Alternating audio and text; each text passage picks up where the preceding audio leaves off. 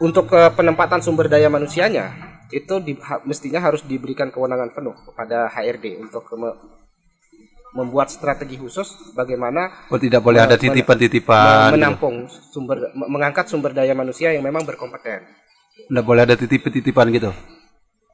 Ya boleh sih, tetapi Pocol Podcast on location. Oke, assalamualaikum warahmatullahi wabarakatuh. Pocol sekalian, selamat datang kembali di channel Pocol, sebuah channel di mana kita bincang-bincang hal yang mungkin dalam pandangan Anda remeh tapi tidak receh.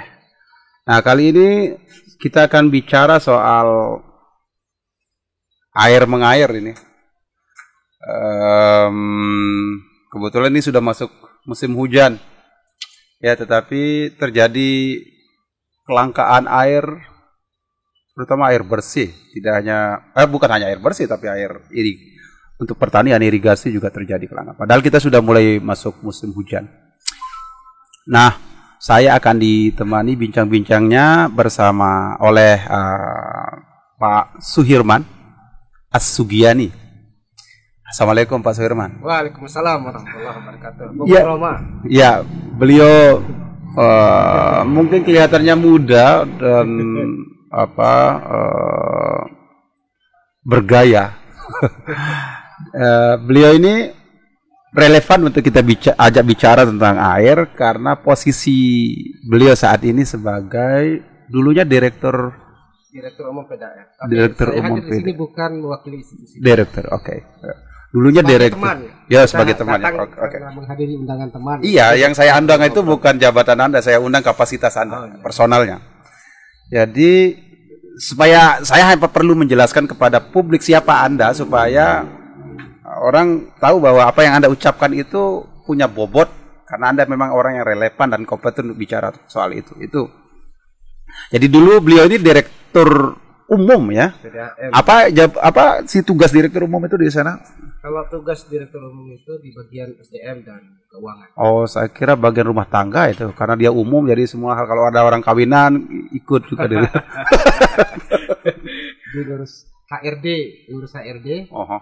sama keuangan. Iya, kenapa nggak dibilang personalia saja karena kan ada seksi yang mengurus itu. Oh, itu di bawah ada kendali Anda itu. Di bawah kendali. Oh, oke. Dan sekarang jabatannya di pengawas internal. Itu naik atau turun? Turun.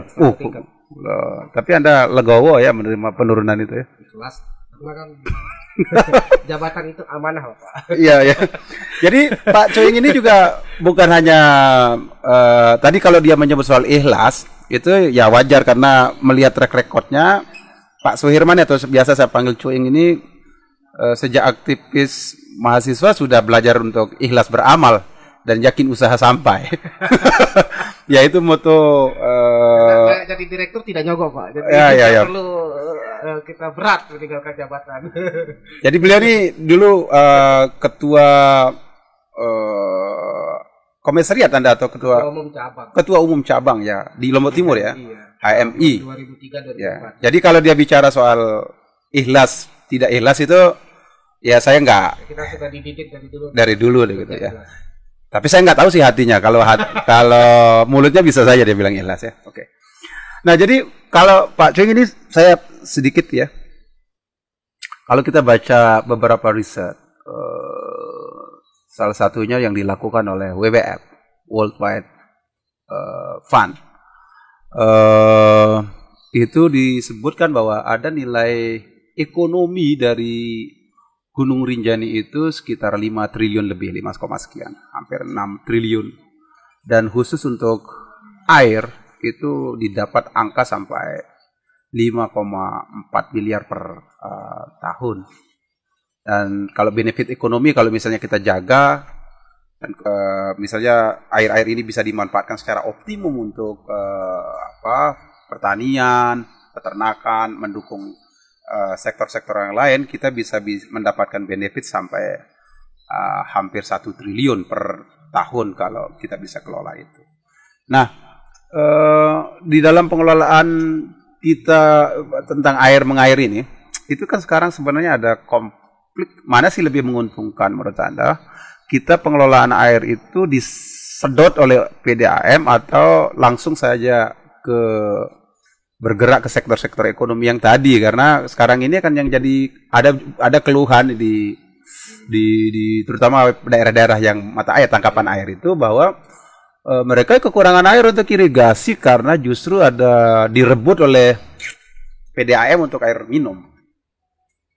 Ya, jadi sesungguhnya kata merebut itu tidak ada karena di PDAM sendiri itu instrumen yang dipakai itu adalah ada pembagian, jadi jelas pembagian untuk alokasi irigasi yang dimanfaatkan oleh PDAM itu tidak lebih dari 30% sumber air yang ada. Jadi kalau ada air, kalau ada air misalnya 30% dengan kapasitas 100 liter per detik, jadi hanya ngambil 30% dari 100 liter per detik itu. Jadi selainnya itu untuk irigasi. Kemudian 70% berarti untuk irigasi dan untuk orang lokal. Untuk orang lokal serta untuk habitat ekologis yang ada di situ. Termasuk keperluan binatang-binatang Anda hitung. Iya, itu yang kita maksud.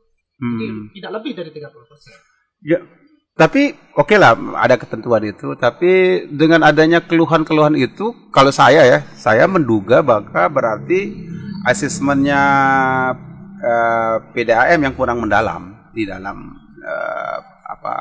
memetakan kebutuhan air untuk irigasi dan yang lain-lain itu. Jadi kapan itu dilakukan? Misalnya kan itu juga mempengaruhi misalnya apakah musim kemarau atau musim hujan itu akan berbeda. Biasanya berapa lama sih asesmen untuk menentukan ya ini akan dikelola oleh PDAM atau tidak?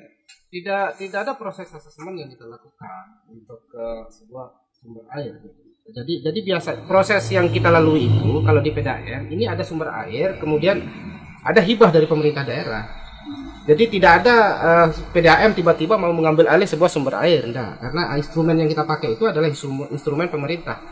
Jadi pemerintah yang menyediakan sumber airnya sudah membagi dan memetakan sumber air. Jadi melalui dinas PU. Siapa PU? PU. Jadi PU yang lakukan itu. PU yang lakukan. Jadi setelah itu baru kemudian dihibahkan ke PDAM. PDAM adalah sebagai user dari sumber air yang sudah dihibahkan oleh pemerintah. Jadi proses distribusinya itu melalui dinas PU, tidak langsung ke PDAM, enggak. Jadi nah ini yang persepsi publik yang selama ini bahwa kalau PDAM langsung mengambil alih sebuah sumber air, enggak. Jadi kalau misalnya sudah diambil alih, katakan sudah istilah Anda tadi itu dikelola oleh PDAM, kemudian terus ada konflik of interest misalnya di masyarakat. Konflik of interest misalnya komplain dari masyarakat itu biasanya apa mekanisme yang dilakukan?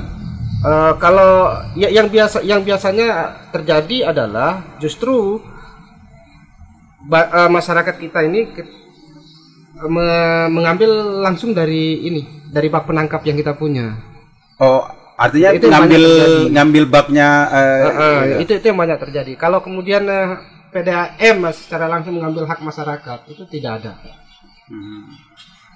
Apa biasanya tanggapan PDAM kalau tahu yang begitu tuh orang ngambil langsung dari bak berarti kan kekurangan itu? Ya, biasanya kita lakukan proses komunikasi dengan tokoh-tokoh yang ada di sekitar melalui pemerintah desa, kemudian pemerintah dusun kita libatkan untuk musyawarah. Jadi selama ini tidak ada penyelesaian melalui hukum kecuali kasus Ambung.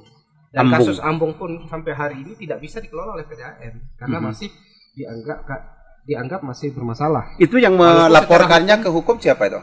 PDAM yang bawa prosesnya ke hukum? Oh enggak. Jadi masyarakat.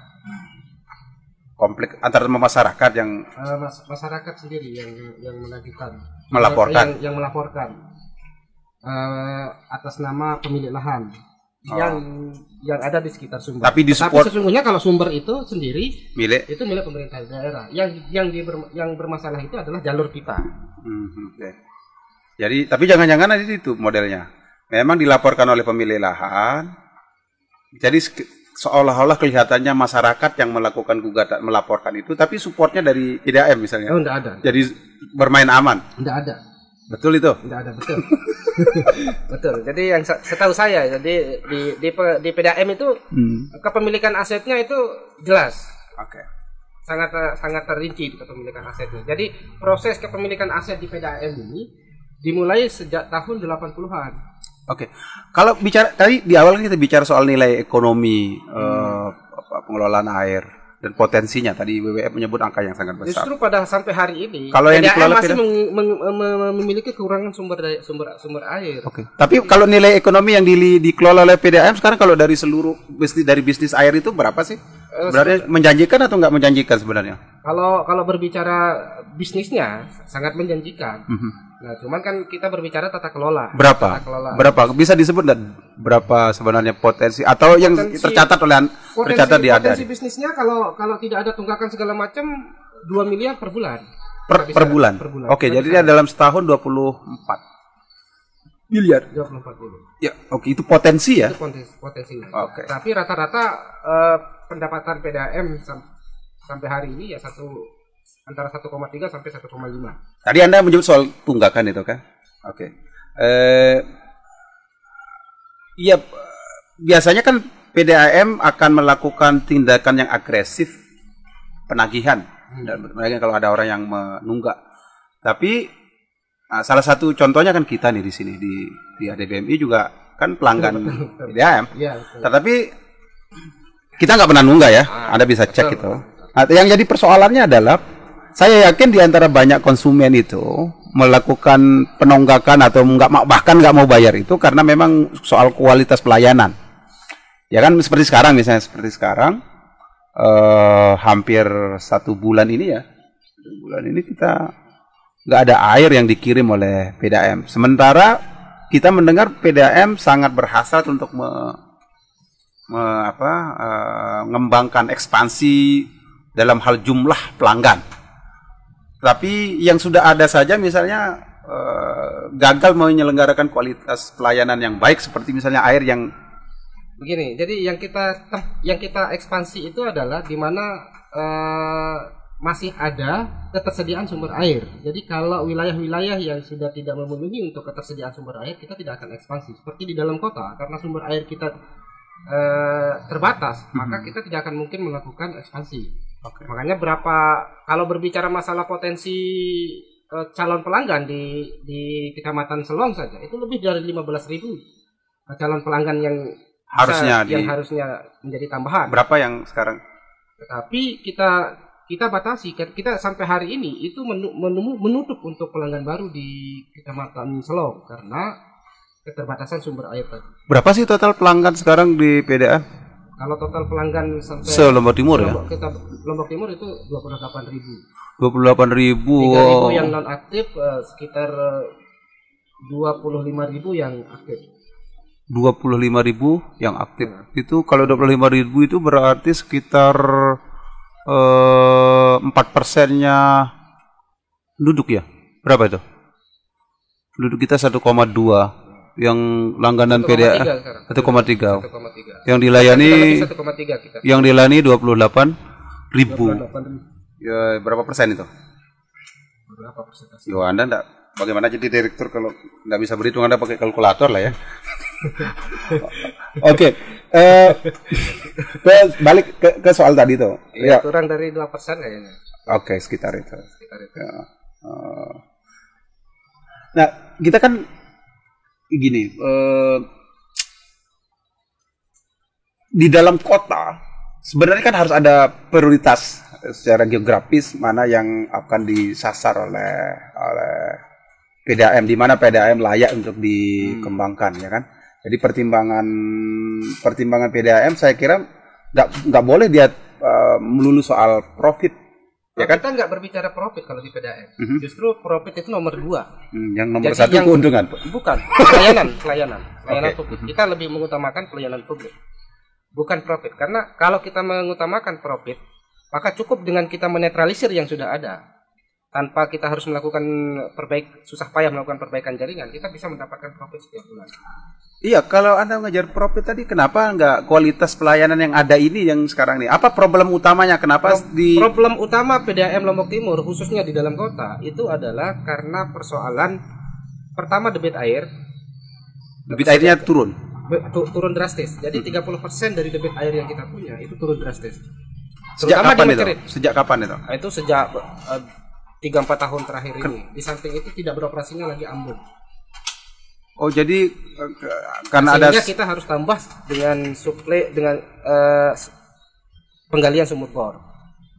Pembuatan Sudah sumur jalan? bor, dan itu sudah jalan di sini. Oke. Nah, kalau deteksi soal penurunan debit air itu sudah Itu di lokasi sumber air ya yang mengalami penurunan debit. Itu karena apa? Pernah nggak dilakukan studi atau apa? Riset? Itu bisa jadi disebabkan karena memang kerusakan di areal sekitar sumber air. Bisa jadi karena di beberapa wilayah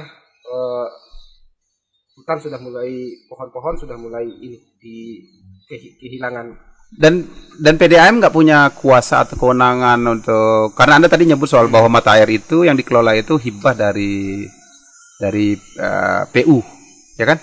Ya paling kita hanya mensupport untuk kegiatan konservasinya di wilayah areal sumber mata air. Berapa radiusnya itu? Itu kita lakukan dengan kerjasama tentu dengan pemerintah desa setempat. Oke. Yang melakukan penanaman. Itu CSR kita arahkan ke wilayah sumber air. Oh, jadi PDAM juga bayar CSR. Dan itu CSR itu hanya kita arahkan ke wilayah sumber air. Sumber air saja. Berapa CSR sekarang? Ya. Harus Anda buka ke publik karena itu bagian dari berapa CSR, terus gimana cara mengaksesnya, tentu saja dari daerah penghasil air kita perlu tahu itu kan.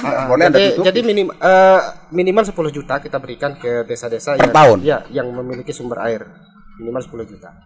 10 desa per tahun per desa itu itu strategi Anda. Yang kita lakukan. Oke. Nah, tapi tetap kita hitung dengan jumlah sumber air yang kita kelola, debitnya. Perhitungan bisnis. Perhitungan bisnis. Debit air ya. Iya, berapa air Anda saya ambil, berapa harus kembali. Jadi model kayak kompensasi perolehan pajak lah itu ya. Dan kita juga pajak ke bawah tanahnya juga kita bayar air permukaan. Jadi kita bayar ke provinsi kalau pajaknya. Setiap sumber air itu kita bayar, Pak. Jadi tidak ada yang gratis. Setiap bulan kita harus bayar pajaknya ke provinsi. Berapa pajak itu? 10 jutaan. Untuk sumber air yang kita kelola. Permukaan. Air permukaan, ya. Oke. Nah, yang jadi pertanyaan selanjutnya itu Pak Cuing, kan ada sejenis konflik tadi soal di mana ada debit air, tetapi debit air itu ternyata tidak mencukupi di daerah sekitar itu, ya kan, untuk irigasi, untuk MCK dan lain-lain. Masyarakat yang ada di sekitar air itu mengalami tanda kutip krisis, terutama di musim-musim kemarau. Nah, bagaimana Anda melihat kenyataan itu? Sejauh ini kita belum menemukan kasus seperti itu. Kalaupun ada, lebih kepada pengelolaan secara teknis. Karena masyarakat kita kecenderungan karena di dekat sumber air, jadi mereka membuat sistem jaringan asal-asalan untuk dipakai. Nah, itu biasanya kita lakukan pendampingan teknis untuk bagaimana membuat saluran sambungan distribusi air yang lebih bagus. Jadi kalau ada sudah saluran air sesuai jenis pipa yang dia gunakan dengan jumlah populasi penduduk yang ada di sekitar. Nah, biasanya kan kalau masyarakat itu asal copot saja gitu, sehingga kapasitas air kadang-kadang kan berlebihan.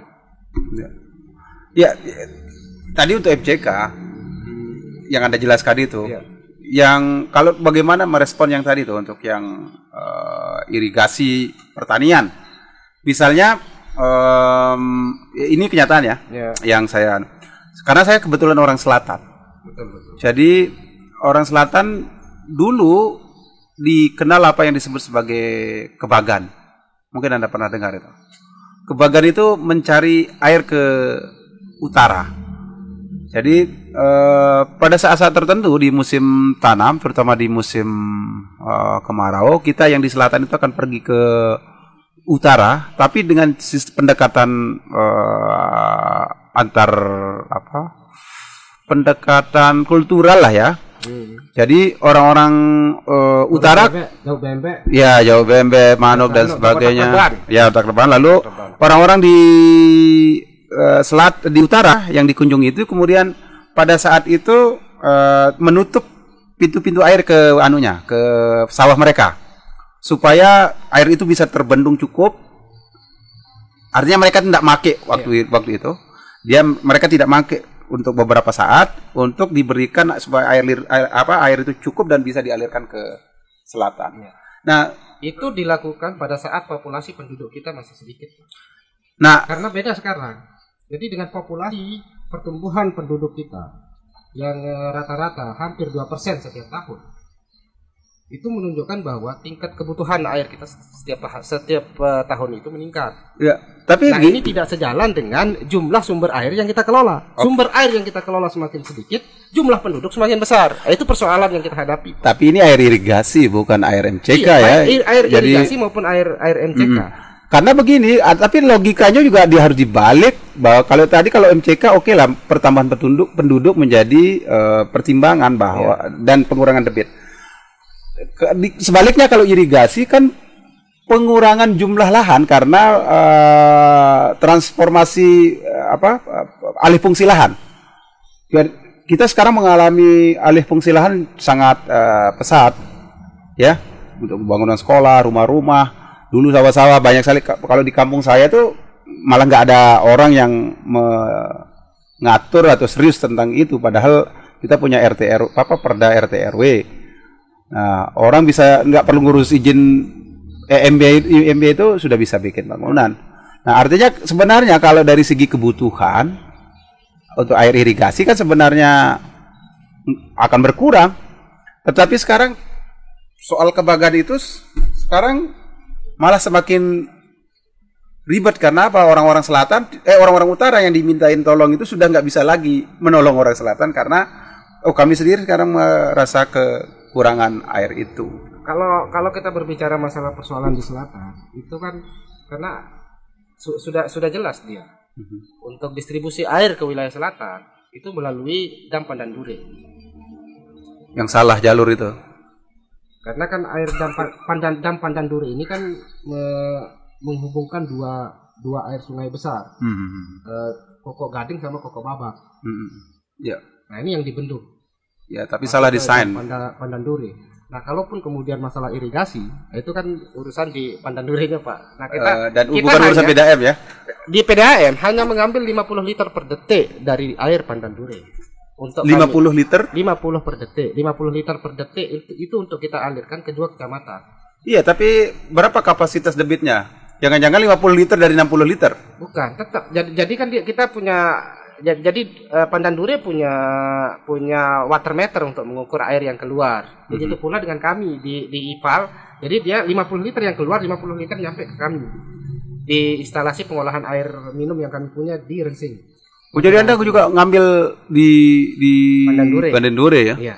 Pantas tidak sampai ke kampung saya. Air Pandandure itu bukan air yang langsung diambil dari damnya. Jadi itu air limpahan yang kami ambil daripada dia terbuang ke sungai. Itu pun masih ada air limpahan yang terbuang sekitar dengan kapasitas lebih dari 60 liter per detik yang terbuang percuma ke sungai melalui terowongan. Masih ada di Pandandure.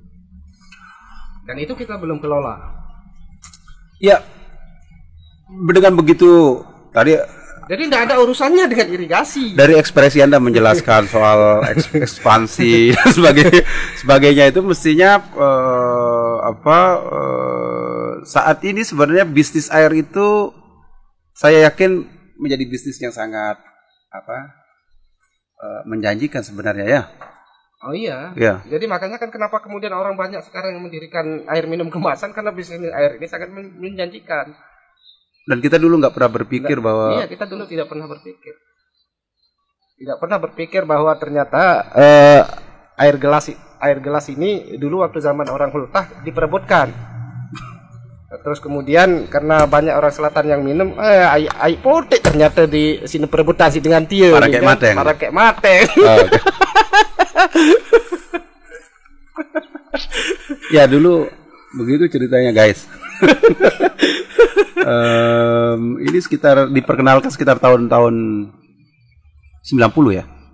Kalau kita berbicara tentang sejarah air aqua itu sejak tahun 80-an. 80-an ya. Tapi yang mulai kalau dia mulai beredar di Lombok ini mungkin sekitar tahun 90-an. 90-an dan orang menyangka kok apa istimewanya air yang dikemas itu. Jadi dikiranya punya flavor, punya rasa yang sekarang justru kita sangat ketergantungan dengan ini. Oke. Kita ke manajemen PDAM sekarang. Ya mungkin saya tidak akan banyak berbicara tentang itu. Jadi mohon maaf karena kan saya tidak mewakili, sekali lagi saya tidak mewakili manajemen PDAM. Oh ya, saya begitu Anda bicara sebagai mantan aktivis. Jadi saya tidak enak nanti kemudian dikomplain karena saya tidak punya kapasitas sekarang untuk berbicara PDAM. Iya, Anda akan bicara sebagai orang PDAM. Anda saya undang bicara sebagai mantan aktivis. Ya. Di PDAM ada perusahaan daerah air dan angin ya. Oh, enggak air minum. Air minum saja ya. Ya, kalaupun ada angin yang keluar, ya itu kan bias dari jalur distribusi. Oke, dan itu hanya pada bulan-bulan tertentu ya? Ya, pada bulan-bulan tertentu. Dulu saya ingat Pak Ali BD pernah bilang kalau ada angin, ada yang mau beli angin saya jual itu. Kenapa nggak direspon itu sebagai potensi bisnis saja oleh PDAM? Jadi dua produk PDAM itu, air dan angin itu. Karena angin juga sebenarnya, kalau apa yang dikatakan oleh Ali BD itu mungkin kedengarannya lucu oleh kita, tapi sebenarnya kan itu sudah dilakukan. Sudah. Dan banyak orang yang sudah jual angin sekarang. Iya, kan? Di rumah sakit, di bengkel-bengkel, stasiun nitrogen. Ya. Bahkan saya pernah baca di kan jurnal kita nyelam di laut saja kan kita pakai angin. Di jurnal ada perusahaan di Amerika itu dia packing angin yang dia tangkap di negara-negara tertentu, misalnya di hutan Kanada, di hutan Amazon, ditangkap udara itu dimasukkan dalam tabung lalu dijual dan masing-masing punya harga yang berbeda-beda. Jadi ada terapi oksigen. Ya. Termasuk sekarang kita isu di climate change itu adalah penjualan karbon. Nah, di dalam ini PDAM itu selalu terjadi gejolak. Bahkan hari-hari ini saya kira kalau kita lihat WA grup itu selalu ada sentilan-sentilan yang menyebut soal konflik, soal gejolak di dalam tubuh PDAM itu karena ada rebutan jabatan, ada unsur politik di situ antara orang-orang Lotim 1 dan Lotim 2, antara tim ses 1, tim ses 2, lalu gesek-gesekan itu. Saya tidak melihat ke arah sana. Ya, mungkin Anda perlu keluar jangan melihatnya dari dalam, tapi Anda keluar dulu dari posisikan diri sebagai orang luar misalnya. Enggak, kalau gesekan antara Lotim 1 dengan Lotim 2 saya tidak melihatnya ke arah sana. Yang terjadi adalah justru kompleks senioritas dan junioritas di PDAM sendiri. Termasuk mutasi Anda itu tidak ada hubungan dengan Lotim 1 dan Lotim 2. Termasuk mutasi Anda itu katanya kalau itu karena Anda kalah kuat lobby. Oh bukan, itu murni pertimbangan bupati. Kalau itu pertimbangan bupati yang tidak ada hubungannya dengan Lotim 2. Itu keputusan yang tepat atau enggak tepat dari versi Anda loh? Ya kalau pasti Anda akan bilang tepat. Kalau saya ditanya ya itu hak prerogatifnya bupati lah untuk mengevaluasi kinerja dari para pelaksananya, orang-orang yang dia anggap cakap untuk memimpin sebuah perusahaan tetapi tidak sesuai dengan targetnya misalnya. Ya, kenapa saya tanyakan itu? Karena begini, Pak. Selama ini kan sebenarnya dari Anda menyebut soal potensi bisnis yang besar sampai 2 miliar per bulan. Artinya kalau dalam setahun ada 24 miliar. Wajar sebenarnya nilainya akan lebih besar dari itu kalau dikelola dengan baik, karena sebenarnya kan PDAM tidak banyak mengeluarkan investasi. air yang dia dapat itu kan nggak diapa-apain, artinya tidak ada pengolahan air dilakukan, hanya bangun kampungan, mungkin investasinya hanya di penyaluran.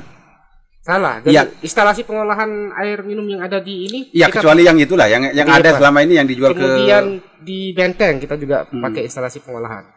Jadi karena itu kita yang masuk itu air juga dari air sungai, jadi itu kita olah. Oke. Nah kemudian kalau yang mata air di Sambelia saja. Jadi tidak jadi kita tetap menggunakan sistem pengolahan di semua sumber air, cuman oke, tapi dibanding dengan bisnis yang lain. Makanya kenapa kemudian air PDAM itu walaupun dia agak mahal sedikit dibandingkan dengan air yang dimiliki oleh, mohon maaf misalnya teman-teman di Pamdes, dari sisi kualitas airnya. Ya karena kalau mereka kan begitu ngambil air di bak penangkapnya, langsung didistribusikan ke masyarakat. Nah kalau kita ada sistem yang kita gunakan untuk mengendapkan dulu lumpur kalau misalnya berapa sih investasi untuk pengelolaan air tadi tuh? Itu kalau di sistem pengolahan yang kita punya rata-rata antara 50 sampai 100 juta untuk setiap sumber air. Iya, 50 sampai 100 juta dengan keuntungan 2 miliar per bulan kan enggak ada apa-apanya. Bapak kan tidak menghitung bagaimana biaya yang lain-lain, ada pajak, ada biaya operasional. Oke lah, saya hitung sampai katakanlah 2 kali lipat 1 miliar. Tapi kan balik dalam sebulan, itu maksud saya. Jadi, nah, tapi kenapa PDAM nggak bisa maju? Saya belum selesai tadi sebenarnya. Kurang bisa berkembang sebagai perusahaan yang bonafit. Itu karena salah satu diantaranya adalah karena ada mismanagement atau ada konflik of interest di dalam pengelolaan PDAM, di mana orang-orang yang duduk di PDAM itu katakanlah kompetensinya dipertanyakan. Ya tidak hanya saya kira ada 2 hal utama yang harus dilakukan di PDAM itu. Pertama adalah pembenahan sumber air karena percuma kita berbicara pelayanan publik kalau di sumber sendiri tidak bagus. Yang kedua itu SDM, karena bagaimanapun SDM sangat menunjang dalam rangka meningkatkan kualitas pelayanan. Nah ini masalah utama yang dihadapi oleh PDAM. Jadi hanya 2 itu. Di samping permasalahan yang lain itu persoalan-persoalan teknis, yaitu jaringan pipa yang hampir sebagian besar mengalami kerusakan. Makanya misalnya di dalam kota kita punya jalur pipa itu namanya pipa ACP. Pipa ACP yang ditanam tahun 80-an, Pak. Pipa ACP itu yang terbuat dari bahan dasarnya itu dari asbes. Oke. Dan itu yang sekarang membentang di badan jalan. Oke, tapi dengan jawaban Anda itu berarti Anda menyangkal kalau sebenarnya ada problem politik yang ikut bermain di dalam penempatan orang itu ikut mempengaruhi performan PDAM, begitu? Begitu kesimpulan saya kalau dari jawaban Anda tadi. Tidak terlepas, politik memang tidak terlepas karena tentu kalau ingin ke depan BUMD ini bisa maju, ya tidak hanya PDAM ya, seluruh BUMD ya. Seluruh BUMD. Jadi untuk penempatan sumber daya manusianya itu mestinya harus diberikan kewenangan penuh kepada HRD untuk membuat strategi khusus bagaimana tidak boleh ada titipan-titipan mengangkat sumber daya manusia yang memang berkompeten. Tidak boleh ada titipan gitu. Ya boleh sih, tetapi asalkan berkompeten. Nah, lalu ada juga begini. Yang jadi sumber kebocoran itu justru karena PDAM atau BUMD itu sering dijadikan ATM oleh Lotim 1 dan Lotim 2. Kalau itu tidak, setahu saya tidak. Jadi harus bayar upeti gitu. Enggak ada. Enggak ada. Serius ada? Enggak ada. Yang kita bayar itu ya PAD. Kalau masalah upeti bagaimana mau upeti? Karena dari mana kita sumbernya? Karena kan jelas pelaporannya. Seperti di PDAM misalnya, untuk pengeluaran keuangan itu melalui 4 pemeriksa. Dan semua pemeriksa di bawah Lotim 1? Enggak. Jadi pertama kita melakukan audit melalui akuntan publik. Ya setelah bukan 4 ya, tapi tiga auditor yang kita pakai. Yang pertama akuntan publik, baru yang kedua inspektorat, yang ketiga BPKP lagi. Jadi dari mana sumber kebocoran yang bisa kita lakukan untuk berbicara masalah upeti-upeti? Sementara sistem pengadministrasian sumber keuangan jelas. Dan laporannya bisa Memang diakses. permasalahan utama di PDAM pada saat sekarang ini adalah perbaikan jaringan, sistem tata kelola jaringan yang ada. Dan masih banyak hal yang memang perlu dibenahi di PDAM, misalnya ketersediaan water meter induk misalnya di setiap sumber air, supaya bisa mengukur antara air yang diproduksi dengan air yang didistribusikan. Ini kan tidak semua sumber punya, yang kita punya hanya yang ke IPA. Kalau kita lihat sekarang ini, kan Anda tadi bilang kebanyakan peralatan atau instalasi yang dimiliki oleh PDAM sekarang ini itu kebanyakan peninggalan zaman lama, tahun-tahun 80. Nah, itu yang di dalam kota. Ya termasuk di hampir sebagian besar instalasi lama ya, instalasi induk yang jalur transmisinya, Kalau yang jalur distribusinya itu banyak yang sudah dilakukan perubahan, tetapi yang jalur transmisi itu pipa lama yang peninggalan dari Kementerian PU zaman dahulu. Oh, jadi hibah dari PU. Proses PDAM menjadi PDAM ini kan melalui Kementerian PU. Baru kemudian ke BPAM namanya. Nah, BPAM ini menyerahkan kepada pemerintah daerah. BPAM itu dulu di provinsi. Jadi dari BPAM menyerahkan ke pemerintah daerah di tahun 1991. Nah, kemudian menjadi PDAM itu di tahun 2000, Pak. Nah, kenapa kesannya tapi kualitas jaringan tadi itu? Karena Anda bicara soal, karena ini jaringan lama. Banyak kebocoran, akhirnya kerusakan di mana-mana, ya kan? Artinya sebenarnya ada juga problem di dalam investasi PDAM di dalam perbaikan instalasi, pemutakhiran instalasi. Anda juga menyebut soal sampai hari ini Anda belum punya water meter di bak-bak reservoir misalnya. Kenapa lamban sekali? Padahal duitnya kan banyak. Ya itu kan kebutuhannya urgent. Betul. Kalau kita berbicara masalah pendapatan pada hari ini, itu sudah saya katakan bahwa posisi PDAM pada saat sekarang ini itu antara kewajiban dengan pendapatan ini masih seimbang. Maksud Anda apa? Jadi setiap tahun PDAM ini untuk membayar kewajibannya, misalnya tonggakan di pihak ketiga yang harus dia bayar. Jadi dari kontrak-kontrak tahun sebelumnya, artinya ada hutang dari pengurus lama yang harus kewajiban PDAM yang harus dibayarkan, misalnya tonggakan kewajiban pembayaran aksesoris, kemudian pembayaran pipa dan lain sebagainya. Jadi sebenarnya kalau di pengurusan Anda sebenarnya profit banyak kalau seandainya tidak ada tonggakan dari pengurus lama, itu maksud Anda? Ya, seperti itu. Anda menanggung beban, tidak hanya itu beban yang kita hadapi. Di samping itu jaringan-jaringan yang lama seperti tadi itu juga ternyata itu banyak kita alami tidak pernah maksimal dilakukan perbaikan. Ya karena memang sporadik. Nah, ya harapan kita ke depan pemerintah daerah bisa kalau mau membenahi PDAM gitu total.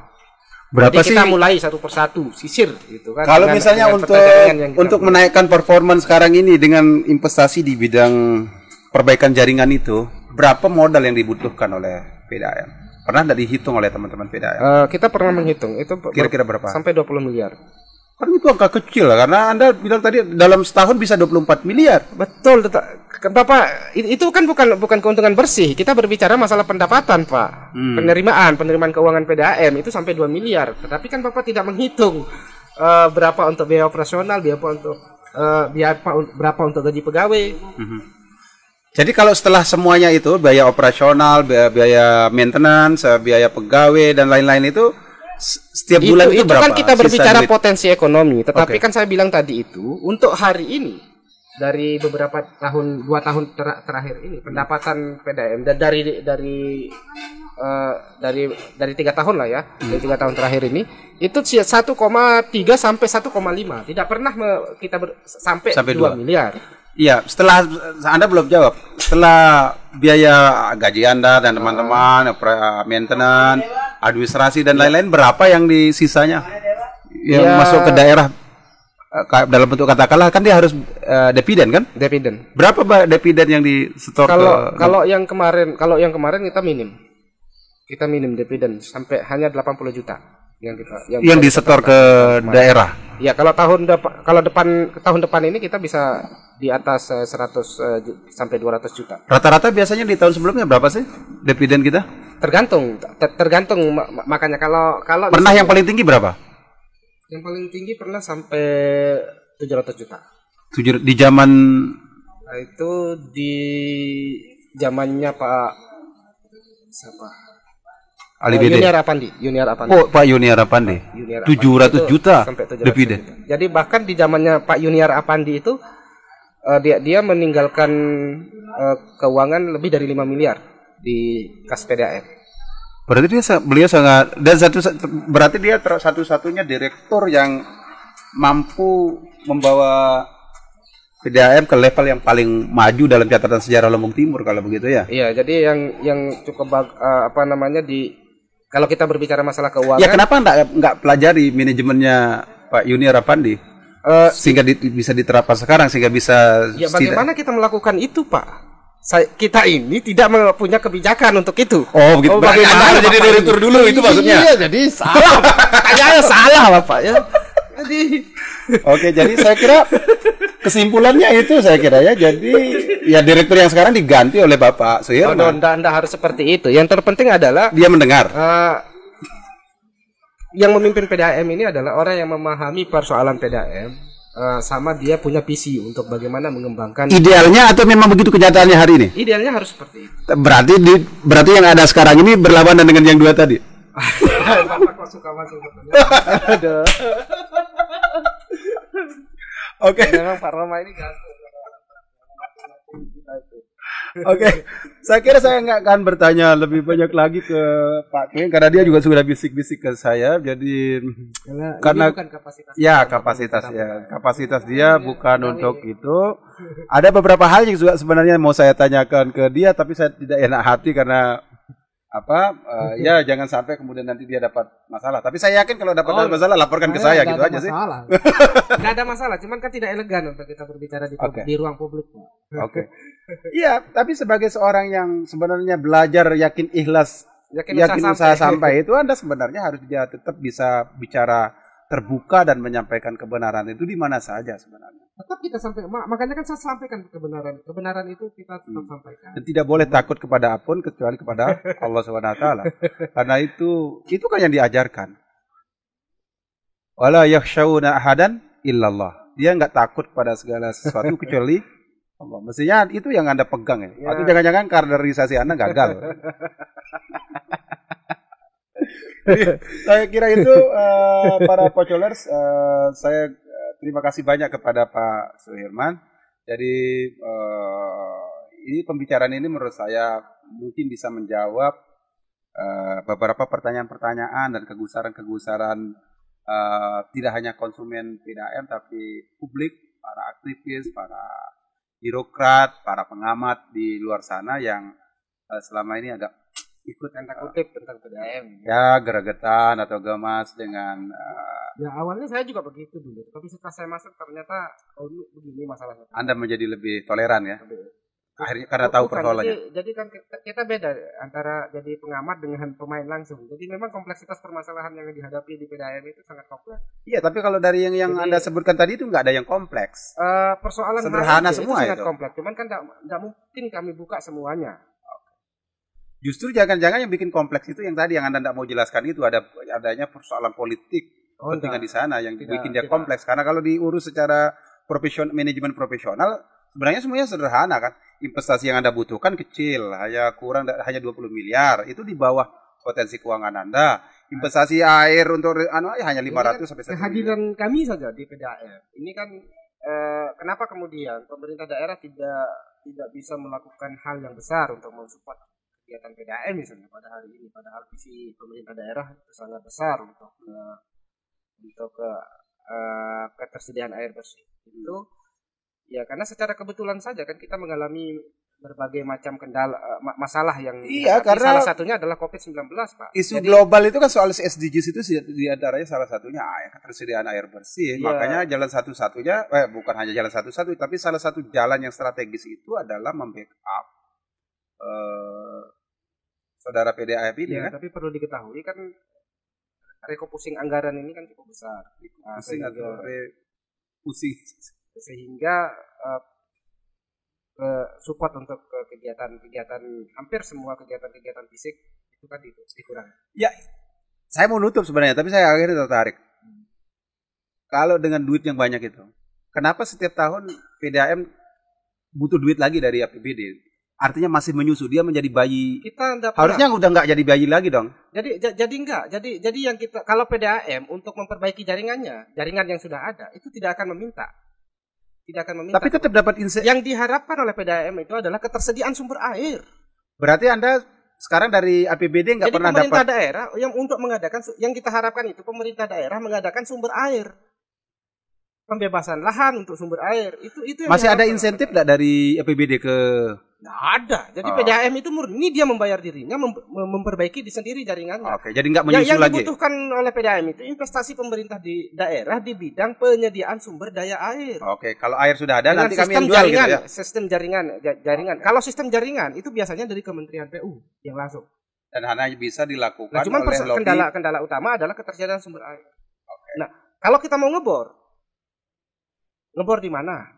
Tidak semua wilayah bisa kita melakukan pengeboran. Mana lebih menguntungkan di bor atau air? Itulah yang paling menguntungkan ya air yang sumber air. Iya kan, tidak ada biaya kan? Biaya bukan tidak ada biaya, artinya minim. Oke. Investasinya lebih. Kalau kita menggunakan sumur bor, paling tidak kan 10 jam harus beroperasi setiap hari. Oke. Ya, itu Pocolers. Jadi mudah-mudahan bincang-bincang kita kali ini bermanfaat. Salam Pocol. Assalamualaikum warahmatullahi wabarakatuh.